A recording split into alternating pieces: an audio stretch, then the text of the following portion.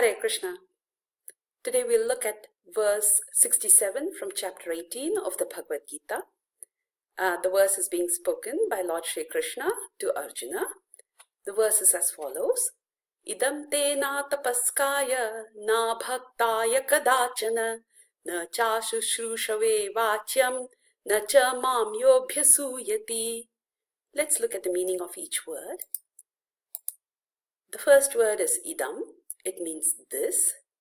Now what you see within brackets is the Sanskrit analysis. So for a more expanded version of the abbreviations that I've used here, please look at the explanation below the video. For instance, in this particular case, idam is the root word itself. Pu stands for pulliṅga, which is masculine. Pra.pu stands for prathama puruṣaḥ, which means the third person. And e.va is ekavachan, which means singular.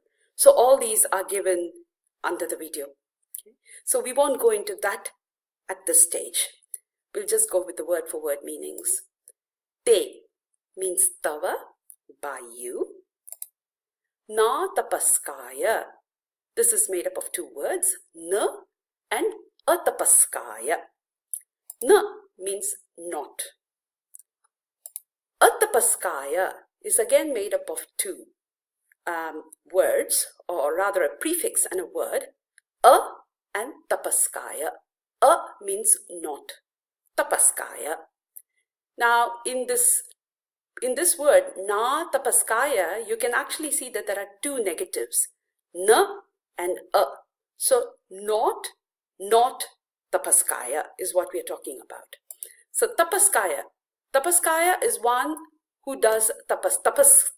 Tapaska is one who does austerities or tapasya.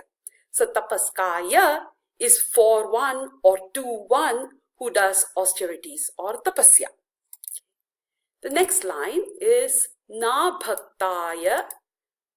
So na bhaktaya. Again, na plus abhaktaya. Na we know means not. Abhaktaya. A plus bhaktaya, which means not abhaktaya, which again is two negatives and bhaktaya. So who is bhaktaya? To one who does bhakti. Abhakta is one who does not do bhakti. Okay. Kadachana, at any time. Just a tip. Whenever you come across any word which ends in ada, like kada, tada, yada, know that it has something to do with time. For instance, yada hi dharmasya, whenever there is a fall in dharma. Yada hi dharmasya glanihi, fall in dharma. So yada, tada, kada. Okay? So kadachana, at any time. The next line, na, again not.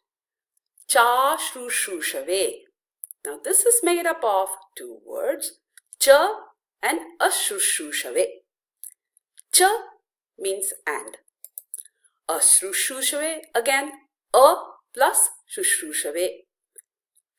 Ashushrushave, which means not shushrushave. Shushrushave itself is again actually made up of su and shrushave. Su means one who does something well. So su means good. Okay. Shrushrushave, one who listens. Okay. So shrushrushave is one who listens well. And shrushrushave is one who is not submissive. Why? Because he does not listen to what his guru is saying, what the Lord is saying. Okay. Shrushrushave, to one who is not submissive. Vachyam, must be said or must be spoken. So, the last line here then says, na cha, not and not to yah, he who, mam, unto me, abhyasuyati. Abhyasuyati is made up of the prefix abhi and asuyati. Abhi means towards or upon.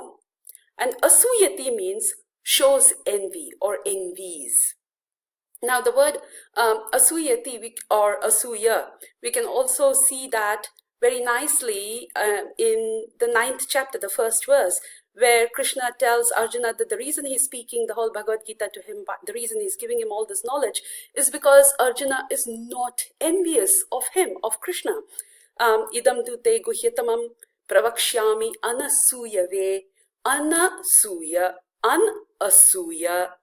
An means not, asuya, envious. So I'm telling all this to you because you are anasuya, not envious. So asuya, envy. Asuyati, one who does the act of envy. Okay, so envies the Lord. Now let's look at the anvaya or the prose form of this verse. So the verses in the Bhagavad Gita are in a particular meter, the anushtup chanda, which is 8 syllables in a particular format. We won't go into those details here, but just know that that is in a poetry verse form, and it's not as if you and I were actually having a conversation. So what we are going to look at is we're going to rearrange the words in the verse to form the prose. Okay? So if this was in the prose form, this is what it would read. Atapaskaya idam tena kadachana vachyam na abhaktaya na cha shushushave na cha yamam abhyasuyati. To one who is not austere, this is never to be told by you, nor to one who is not devoted or is not submissive, nor to one who is envious of me. Now, I also came across the commentary by Srila Sridhara Swami from his Subodhini Tika. And I thought it would be very interesting to go through it because it's in Sanskrit, and it would be a good exercise for us to actually go through the Sanskrit and try and translate it into English. Okay? So what Srila Sridhara Swami is saying is, idam, this, gitartha tattvam, te, dvi.va. So the words in brackets are the meanings that he himself has provided. Okay? So te, which means dvi.va, atapaskaya, swa dharma anusthana hinaya, which means swa dharma, his own dharma, anusthana hinaya, one who does not perform, na vachyam, na cha abhaktaya, abhaktaya, gurau ishwarecha bhakti hinaya, one who has no devotion, bhakti, towards his guru and towards Ishwar, the Supreme Lord.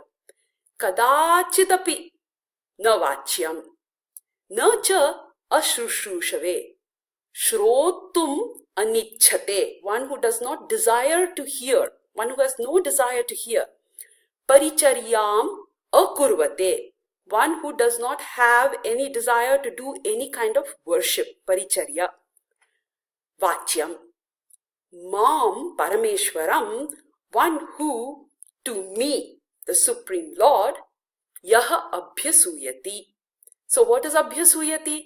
Manushya dushtaya dosha aropana nindati. Manushya dushtaya. He assumes that I am a human being and he assigns dosha, faults to me. And nindati, one who shows me down, who envies me and calls me names. Nindati, tasmai cha na vachyam. You must not speak to him either. Etaihi doshaihi virahitebhyaha madbhaktebhyaha Gita Shastra Upadeshtuhu phalamaha yahidam. So in the next line, he actually says the phalam, the fruit of for one who explains upadeshtuhu, one who explains, one who desires to explain, upadeshtuhu, one who desires to explain the Gita to my devotees who are totally without any of these faults, these 4 faults that have been specified earlier, atapaskaya, abhaktaya, ashrushrushave, abhyasuyati, without these 4 faults. So one who actually wishes to explain to them, for them, the fruit is in the next verse, which starts with idam. So the meaning of this, the translation of that commentary is, this knowledge of the meaning of the Gita must not be spoken by you to a tapaskaya, one who does not practice his own dharma. Nor must you speak this at any time to a bhaktaya, one who lacks bhakti towards his guru and to the Supreme Lord. Nor to a shushushave, one who does not desire to hear or perform worship. Nor to one who is envious of me, the Supreme Controller, the person who by his wickedness derides or condemns me by assigning faults to me. To one who teaches or explains the Gita to my devotees who are free from these faults, the result or fruit is idam. Thank you. Hare Krishna.